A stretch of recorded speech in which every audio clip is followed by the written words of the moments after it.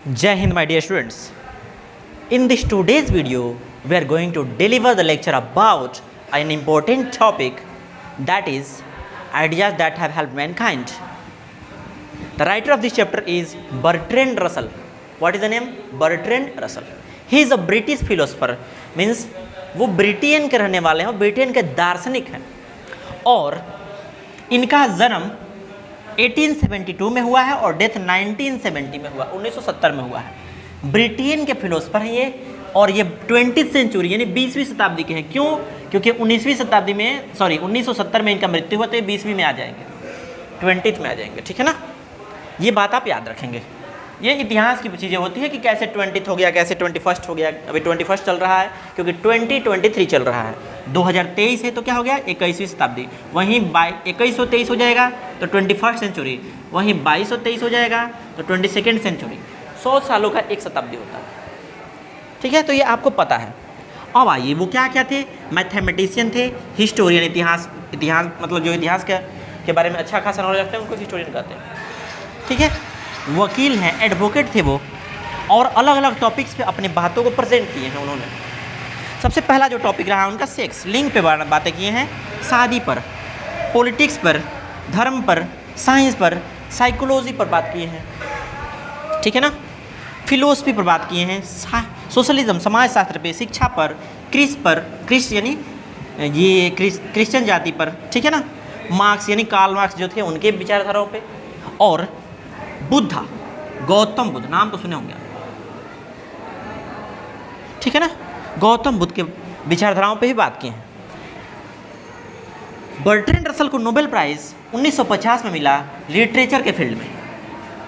ठीक है ना, और अब आते हैं इनके इंपॉर्टेंट किताबों पे। बर्ट्रैंड रसल किताब a history of western philosophy, human knowledge, it's scope and limits, authority and the individual, has man of fact and fiction, my philosophical development, conquest of happiness, marriage and morals, roads to freedom, in praise of idleness, why I am not a Christian। ये सारे important books हैं जिसके बारे में आपको जानना चाहिए, क्योंकि ऑब्जेक्टिव क्वेश्चंस पूछता है, हर बार भी पूछता है, इस बार भी पूछ सकता है। ठीक है ना, कैसे क्वेश्चन पूछेगा? क्वेश्चन पूछेगा who has written my philosophical development, who has written my philosophical development. Option में एगो बर्ट्रैंड रसल भी रहेंगे, तो आप उस सिचुएशन में आप ऑप्शन नंबर जो भी होगा ABCD, उस पर आप क्या करेंगे? पेंटिंग कलर कर देंगे उसको। ठीक है, या फिर ये भी क्वेश्चन बड़ी पूछता है why I am not a Christian. ये सारे इंपॉर्टेंट बुक्स हैं, आपको जानना पड़ेगा अगर आप स्टडी कर रहे हैं तो। ठीक है ना, दूसरी चीज़ क्वेश्चन उलाट करके पूछ देता है कि Bertrand Russell has written the piece. ठीक है ना, और 4 को ऑप्शन दे देगा, उसमें से एगो ये भी रह सकता है, चाहे हो सकता है कि 3 को दे दे इन्हीं में से, और एक चौथा ऑप्शन दे दे कि ऑल ऑफ द एबव, इनमें से सभी। तो उस सिचुएशन में आपको क्या करना पड़ेगा? ऑल ऑफ द एबव को टिक करना पड़ेगा। तो ये चीज़ें कॉमन चीज़ें हैं जिसको आपको जानना चाहिए, समझना चाहिए।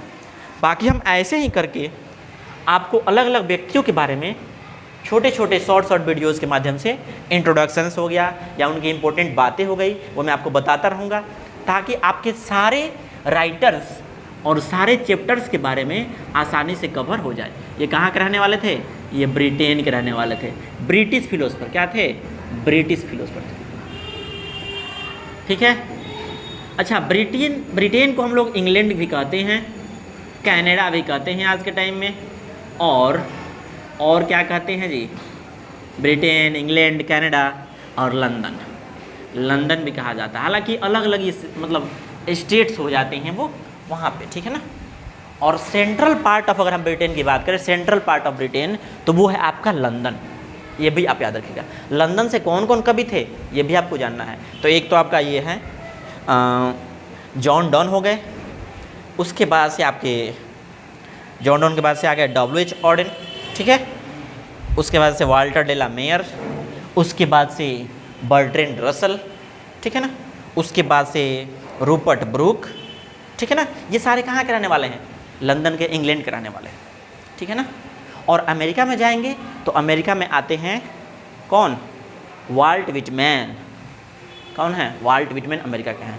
जॉन किट्स भी ब्रिटेन के ही रहने वाले हैं। ठीक है ना, तो ये सारे छोटे छोटे टॉपिक्स हैं, इनसे क्वेश्चन हमेशा बनते रहते हैं।